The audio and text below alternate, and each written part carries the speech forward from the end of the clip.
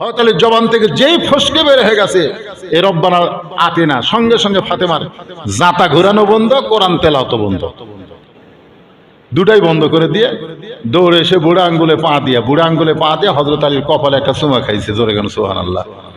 হযরত আলী বললেন, ফাতেমা তুমি জাতা ঘোরান বন্ধ করে দিয়ে, কোরআন তেলাওয়াত বন্ধ করে দিয়ে আমার কাছে এসে আমাকে আদর করলে কেন? ফাতেমা বলে, স্বামী গো, যখন কোনো স্বামী বউয়ের ঘরে আসবে তখন বিবির জন্য সমস্ত কাজ কাম আল্লাহ হারাম করে দিবে, একটা মাত্র কাজই তার জন্য হালাল, সেই কাজটা হলো স্বামীকে আনন্দ দেওয়া। সুবহানাল্লাহ। সেই কাজটা কি? কোরআন শরীফ পড়া।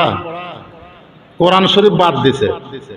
আল্লাহ রাসূল বলেছেন, আল্লাহ ছাড়া কাউকে যদি সেজদা দেওয়ার হুকুম থাকতো তাহলে প্রত্যেকটা বিবিকে বলতাম স্বামীর পায়ে সেজদা করো। এ কথার দ্বারা আল্লাহ বুঝাই দিলেন যে আল্লাহর পরেই মেয়ে মানুষের কাছে সবচেয়ে দামি জিনিস হলো তার কি? স্বামী। জোরে গান, তার কি? স্বামী। আলী বললেন, ফাতেমা ফাতেমা তোমার হোসাইন। যেই বলছে তোমার হোসাইন, সঙ্গে সঙ্গে তো ফাতেমা চুমকে উঠছে যে হোসাইন কি খুব বেদবি করলো নাকি? কারণ আল্লাহ রাসূল বলেছেন, ফাতেমা তুই কি বলতে পারিস মা, আমি দুনিয়া থেকে বিদায় নিলে সবচাইতে বেশি কানবে কে? রাসূল বলতেছেন ফাতেমাকে। তো ফাতেমা বলতেছে, বাবা আমার মনে হয় আপনি দুনিয়া থেকে বিদায় নিলে সবচেয়ে বেশি কষ্ট আমি পাবো। আল্লাহ রাসূল বলেন, ফাতেমা তুই যে কথা বলেছিস তুই কষ্ট পাবি, কিন্তু কথাটা সত্য না। ফাতেমা চমকে বলল, বাবা তাহলে কে বেশি কষ্ট পাবে? আল্লাহ রাসূল বললেন, আমার সমস্ত সাহাবী এবং তুই ফাতেমা মিলে যে কষ্ট পাবি তার চাইতে বেশি কষ্ট পাবে আমার হাসান হোসাইন। আমি দুনিয়া থেকে চলে গেলে এ হাসান হোসেন বাবা মার দিকে কোনোদিন তাকাইনি, কোনোদিনও বাপ মার কথা খেয়াল করেনি, খালি নানার নানা। আমি চলে যাওয়ার পরে মা আমার এই দুইটা নাতির দিকে তুই তো বেশি দিন থাকবি না, এর দিকে একটু খেয়াল রাখবি। হাসান হলো অবিকল, আমি নবীর মতো, আর হোসাইন একটু জেদি। তো হোসেন কি করছে? আলী বলতেছেন কিছু করেনি, কতগুলো মেয়ে মানুষ দরজার দাঁড়িয়ে আছে, তারা একটু তোমার সঙ্গে দেখা করবার চাই, সেই অনুমতি নেওয়ার জন্য আসছিল। আমি তার হাতে কোরআন শরীফ দিয়ে আমি তোমার ঘরে আইছি। ফাতেমা চিৎকার করে বললেন, ওই বাবা মা হলো সবচাইতে বড় ভাগ্যবান যার শিশু বাচ্চার হাতে থাকবে আল্লাহর পবিত্র কোরআন। জোরে কান সুবহানাল্লাহ। ওই বাবা মা হলো পৃথিবীর সবচাইতে বড় ভাগ্যবান যার শিশু বাচ্চার হাতে থাকবে আল্লাহর পবিত্র কোরআন। শিক্ষা নেন ও আমিলুস সালেহা, নেক আমলের মধ্যে এটা একটা আমল, আপনার বাচ্চাকে কোরআনের শিক্ষা দেন। কোরআনের শিক্ষা দেওয়া দরকার আছে না নাই? হ্যাঁ, এই শিক্ষা নিয়ত করেন। এখন হয়তো অনেকে বলতেছেন, হুজুর আমার তো ছোট বাচ্চা নাই। ছোট বাচ্চা না থাকলে নাতিক দেন, নাতিক দেন। আমার তো ছেলে নাই, আমার ছোট মেয়েকে তানজিমুল উম্মাহ মাদ্রাসাত দিয়েছি কোরআন হাফেজ করার জন্য। আমার একটা নাতি হোসাইন, সে তানজিমুল উম্মাহ মাদ্রাসাত পড়তেছে। আমি ছেলে নাই যে, তো আমার নাতিক দিছি, তো আমি একটা হক আদায় করতেছি না? তো আপনার ছেলে হয়তো পারেন নাই, নাতিক দেন। এইভাবে ছোট শিশু বাচ্চার হাতে কোরআন শরীফ তুলে দেওয়ার চেষ্টা করেন। আলী বললেন, ফাতেমা এই মেয়েরা তোমার সঙ্গে দেখা করতে চায়, মেয়েদের জন্য পর্দা, এই বিষয়ে আমি আপনাদেরকে বুঝাবার চাচ্ছি। ফাতেমা বললেন, স্বামী গো আমার কোনো আপত্তি নাই, কিন্তু আপনাকে কষ্ট করে পর্দার ব্যবস্থা করা লাগবে। হযরত আলী মুস্কি মুস্কি হেসে বললেন, মেয়েরা মেয়ের সঙ্গে দেখা করতে গেলে কোনো পর্দা লাগে না, কারণ মেয়েরা মেয়ের সঙ্গে দেখা করতে গেলে কোনো পর্দার ব্যবস্থাও করা লাগবে না। মেয়েরা এই যে আপনাদের যে মেয়েগুলো আছে নিচে, কম হোক আর বেশি হোক, তাদের জন্য কি আলাদা আলাদা বসার ব্যবস্থা করছেন এক জায়গায়? তাহলে মেয়েরা মেয়ের সঙ্গে দেখা করবে, এখানে আবার পর্দার কি ব্যবস্থা লাগবে? ফাতেমা বলতেছে, আপনি জ্ঞানের সম্রাট হবার পারেন, আপনি জ্ঞানের রাজা হতে পারেন, কিন্তু পর্দা বিষয়ে আমার চাইতে আপনি কম জানেন। এ মায়েরা, যারা পর্দার অন্তরাল থেকে কথা শুনতেছেন একটু মনোযোগ দিয়ে শোনেন। ফাতেমা বলতেছে, আপনি জ্ঞানের সম্রাট হবার পারেন, কিন্তু পর্দা বিষয়ে আমার চাইতে আপনি কম জানেন। আপনি বলেন তো, হযরত আলীর মতন জ্ঞান কারো আছে? হ্যাঁ, আল্লাহ রাসূল বলেছেন, আনা মাদিনাতুল ইলমি ওয়া আলী বাবুহা, আমি হচ্ছে ইলমের শহর, আলী হচ্ছে তার দরওয়াজা। সমস্ত জ্ঞান আল্লাহ তাআলা হযরত আলীকে দান করছে। জোরে কর সুবহানাল্লাহ। সে শরীয়ত বলেন, মারিফত বলেন, তরিকত বলেন, হাকিকত বলেন, এমন কোন বিষয় নাই যে বিষয়ের জ্ঞান আল্লাহ আলীকে দান করে নাই। জোরে কর সুবহানাল্লাহ। এই যে লাইলাতুল মেরাজের মধ্যে আমরা কিন্তু জানি যে রাসূল গেল, আশা তাকে শিকল লড়তেছে, আশা তাকে ওযু করার পানি করতেছে।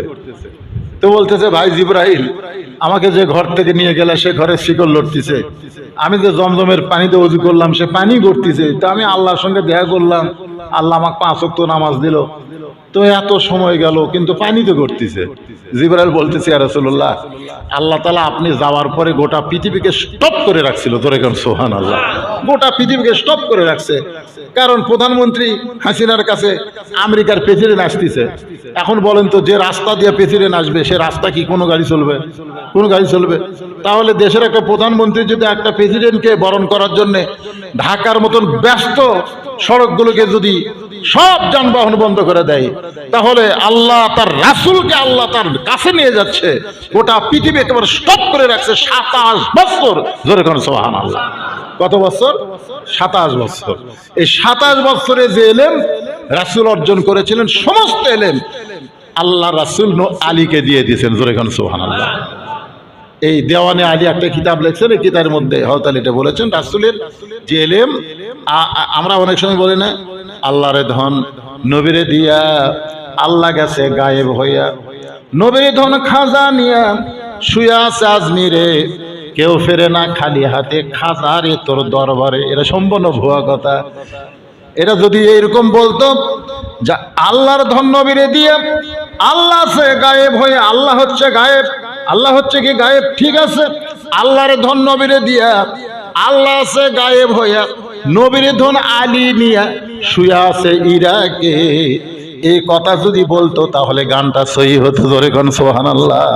কারণ নবীর ধন আল্লাহ খাজাক দেয়নি, নবীর সমস্ত ধন আল্লাহ আলীকে দিয়ে বলতেছে আনা মাদিনাতুল ইলম, আমি হচ্ছে এলেমের শহর, ওয়া আলী ও বাবুহা, আর সেই এলেমের শহরের দরজা হচ্ছে আলী। ধরে কোন সুবহানাল্লাহ। আর সেই আলীকে ফাতেমা বলতেছে আপনি জ্ঞানের সম্রাট হবার পারেন, কিন্তু পর্দা বিষয় আমার চাইতে আপনি কম জানেন। আলী বলতেছে ঠিক আছে, তুমি পর্দা বিষয় এমন কি জানো দেখি, আমি শ্রোতা তুমি বক্তা হও। সুবহানাল্লাহ বলেন। জ্ঞানের সম্রাট হযরত আলী হচ্ছে শ্রোতা, আর তার বউ ফাতেমা হচ্ছে বক্তা। ফাতেমা বক্তা হয়ে বলতেছেন, স্বামী গো, দরজায় যে কয়টা মেয়ে মানুষ দাঁড়িয়ে আছে আপনি কি তাদের চিনেন? ফাতেমার ওয়াজ শুরু হয়ে গেছে, দরজা যে কয়টা মেয়ে মানুষ দাঁড়িয়ে আছে যারা আমার সঙ্গে দেখা করবে আপনি কি তাদের চিনেন? আলী চমকে উঠছে, কারণ এই প্রশ্নের মধ্যে কিন্তু মার আছে। মার নাই?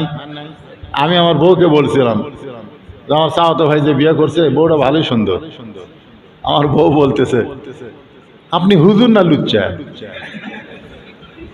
আমি বললাম এই কথা বলার কারণ, বলে আপনার চাওয়াতো ভাই বউ সুন্দর আপনি দেখলেন কেমনি?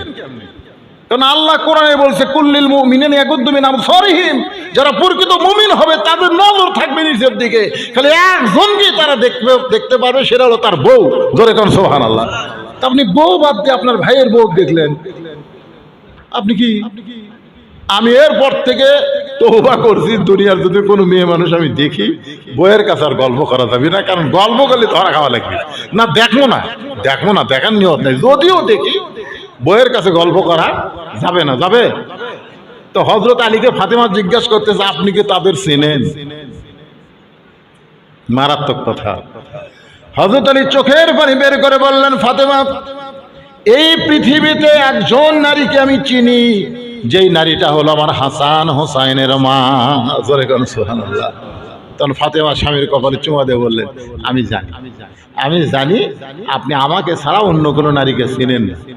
এখন আপনার কাছে আমার প্রশ্ন হলো, যে কয়জন মেয়ে আমার সঙ্গে দেখা করবে তারা সবাই পর্দানিশী, যে তার মধ্যে একটা যদি বেপর্দা নারী থাকে? ফাতেমা বলতেছে যে কজন মেয়ে আমার সঙ্গে দেখা করবে তারা সবাই পর্দানিশী, কিন্তু একটা কোনো কারণে যদি একটা নারী বেপর্দা থাকে, আর সেই বেপর্দা নারী যদি আমার সঙ্গে সরাসরি দেখা করে, আপনি কি জানেন বেপর্দা নারী যারা শয়তানের যানবাহন তারা। কারণ আল্লাহ পর্দা করে দিল, ওলা তাকরা বাহাদি সাজারা ফাতাকুনা মিনাজ জালিমিন, যে গাছের দিকে তাকায়ও না, ওই গাছের কাছে যাইও না, ওই গাছের কাছে গেলে তোমরা জালেম হবা। এটাই কিন্তু আল্লাহর হুকুম, এটাই হলো পর্দা। আপনি বলেন তো আদম কি তাকাছে? কথা কয় না। আদম কি তাকাছে? কে তাকাছে? যেই হাওয়া তাকাছে তখন শয়তান কোথায়? আপনি কোন তো, যে শয়তানকে আল্লাহ বাড়ি করে দিল সেই শয়তান জান্নাতের মধ্যে ঢুকলো। কারণ বেপর্দা নারী যারা শয়তানের যানবাহন তারা। হাওয়া যদি গাছের দিকে না তাকাতো, ইবলিসের বাপেরও ক্ষমতা নাই এই জান্নাতের মধ্যে ঢুকতো। যেই তাকাছে তখন শয়তান ভাবতেছে এই তো বেপর্দা, এই তো পর্দা মেনটেন কোনো, তাকায় থাকা লাগবে, নিচের দিকে তাকালো গাছের দিকে, তখন শয়তান এসে ওয়াসওয়াসা শুরু করলো। তাহলে বেপর্দা নারী যারা শয়তানের যানবাহন, তারা এই গ্রামে সমস্ত মেয়েরা যদি অশ্লীল গ্রামের পর্দা নিশে হয়, আর একটা মেয়ে যদি বেপর্দা হয়, ওই একটা মেয়ের কারণে গোটা গ্রামের ছেলেদেরকে নষ্ট করবে। জোরে কোন কথা ঠিক কিনা? এই জন্য বেপর্দা নারী যারা শয়তানের যানবাহন।